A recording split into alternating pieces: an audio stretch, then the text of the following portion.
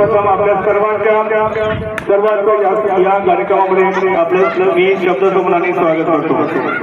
सर्वप्रथम या कार्यक्रमाची विशेष उपस्थिती श्री 108 डॉक्टर विरूपाक्ष शिवाचार्य महाराज यांचे या ठिकाणी स्वागत होणार आहे। मी डॉक्टर विशालानंद सरस्वती महाराजांना विनंती करतो की त्यांनी विरूपाक्ष शिवाचार्य महाराजांचं स्वागत करावं।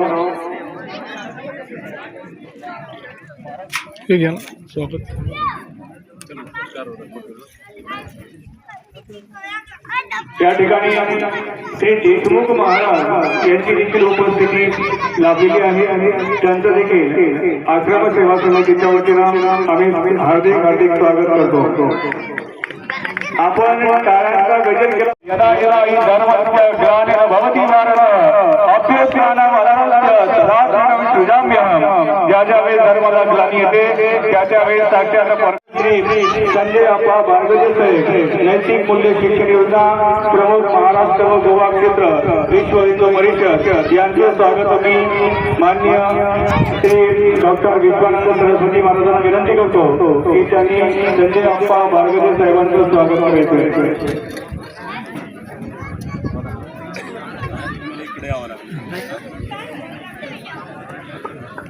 पार्वती पतये हर हर महादेव। त्यानंतर मी आपल्याला पुन्हा विनंती करतो की टाळ्यांचा ऑडिओ वाचली नाही पाहिजे। टाळ्या हे कशासाठी असतात, आपला आनंद झाला की नाही झाला त्याचं प्रतीक टाळ्या असतात। सचिन वंटेकर महाराजांना विनंती करतो की त्यांनी हनुमंत महाराजांचं स्वागत करायचे।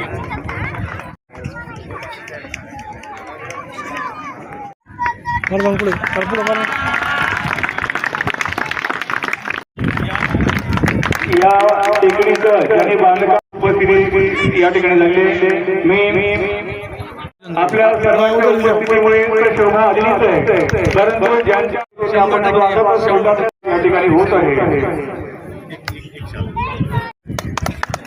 सचिन अप्पा लिंबाळकर, अशोक राधाकिशन आंबळे साहेब माझी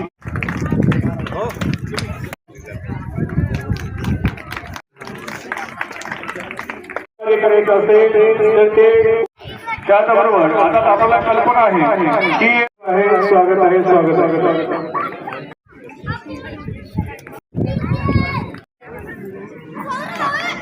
तर डॉक्टर सदावर्ते साहेबांना विनंती आहे की आपण दत्त मंदिरांचे आपण सर्वांनी ज्यांच्या म्हणजे दिनांक 13 विशेष म्हणजे श्रावणाचा पहिला महिना ही प्रतिपदा आणि सर्वात मोठा आनंद आहे की भगवंताची आपल्या छत्रपती संभाजीनगरामध्ये 11 फुटाची ध्यानस्थ मूर्ती कुठेही तुम्हाला पाहायला भेटणार नाही। ही ध्यानस्थ मूर्ती या ठिकाणी आपल्या अप्पावाडी परिसरामध्ये या ठिकाणी स्थापन झाली। हा सर्वात मोठा आनंद आहे आपल्यासाठी। किती फुटाची मूर्ती? 11 फुटाची ही भगवंताची मूर्ती आहे। अच्छा, संपूर्ण मराठवाड्यामध्ये एकमेव 11 फुटाची मूर्ती आपल्या संभाजीनगरमध्ये? फक्त संभाजीनगरच नाही, मराठवाड्यात नाही, फक्त संभाजीनगरच, मराठवाड्याचं माहीत नाही। बरं गुरुजी, आज कोण कोण आपले प्रमुख पाहुणे होते त्या ठिकाणी? सर्व मान्यवर नाव सांगता येईल? प्रत्येकाचं नाव सांगायचं।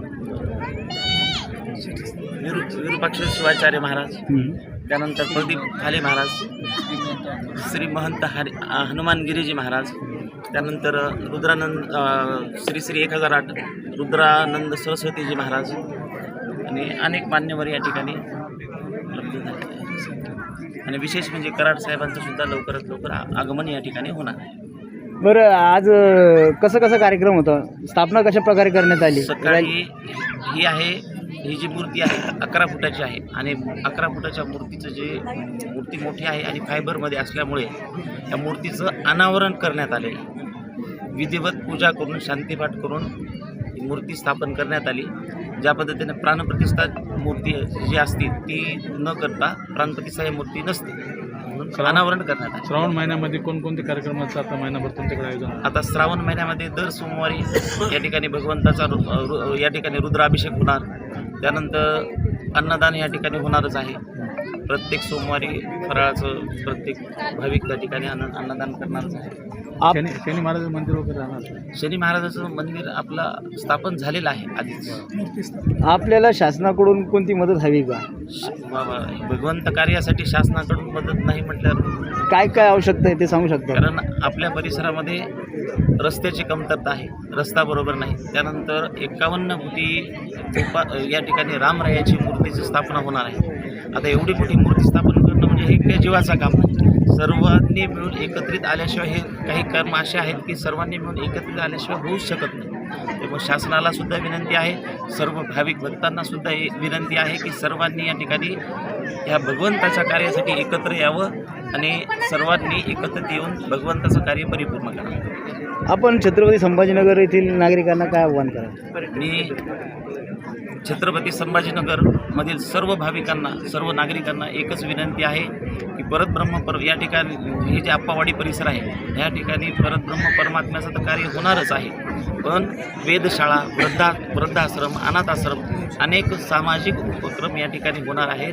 धर्म तर आपल्याला त्या ठिकाणी धर्मकार्य तर करायचंच आहे, भगवंताचा या ठिकाणी आशीर्वाद तुम्हाला आम्हाला प्राप्त करायचाच आहे, पण त्यासोबत आपल्याला या ठिकाणी मानवसेवासुद्धा करायची आहे. सर्व भाविकांना एकच विनंती आहे, मानव सेवेसाठी का होईना सर्वांनी या ठिकाणी या आणि दान देण्याचा त्या ठिकाणी प्रयत्न करा. आपण दान देण्यासाठी काही बारकोड वगैरे काही ठेवलं आहे काही? दान देण्यासाठी कोटक बँकेचं या ठिकाणी आपल्याकडे अकाउंट आहे, त्यांचं बारकोड आलेलं नाही अजून, पण अकाउंट नंबर वगैरे सर्व दिलेला आहे. दानपेटीसुद्धा ठेवण्याचं आत्ता आजपर्यंत आम्ही दानपेटी कधी ठेवली नाही, पण आज पहिल्यांदा या ठिकाणी दानपेटी ठेवलेली आहे. सर्वांना एकच विनंती आहे की दानपेटी ही फक्त पाहण्यासाठी नसून भगवंताच्या कार्यासाठी कार्य पूर्ण करण्यासाठी ही ठेवलेली आहे. मानवतेच्या कल्याणासाठी ठेवली. मानवतेच्या कल्याणासाठी ठेवलेली आहे. मी श्री श्री 1008 महामंडलेश्वर डॉक्टर प्रदीप चैतन्य फाले महाराज या शंकराच्या 11 फुटी मूर्तीच्या अनावरणासाठी आम्हाला या इथं आमंत्रित करण्यात आलं होतं. या कार्यक्रमासाठी आमचे गुरुवर्य शतस्थल भूमी 108 वीरपक्ष शिवाचार्य महाराज, तसेच महामंडलीय रुद्रमुनी शिवाचार्य महाराज, तसेच विविध राज्यातून, कर्नाटक राज्यातून, महाराष्ट्रातून व विविध जिल्ह्यातून मान्यवर उपस्थित राहिले. तसेच या ठिकाणी आपले श्री श्री 1008 स्वामी विशालानंद सरस्वती स्वामी महाराज यांच्या नेतृत्वामध्ये ह्या मूर्तीची स्थापना म्हणजे या मूर्तीचं अनावरण झालं. आणि या ठिकाणी बोलून या आप्पावाडी गावामध्ये छोटंसं गाव आहे, पण एवढं धार्मिक गाव आहे आप्पावाडी.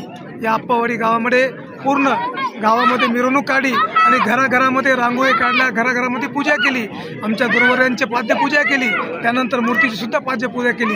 आणि त्यानंतर या ठिकाणी भव्य दिव्य आज ही मूर्ती आज या डोंगराच्या शिखराच्या एक खूप सुंदर आणि सुंदर एक ठिकाण या ठिकाणी आपल्याला बघायला मिळेल.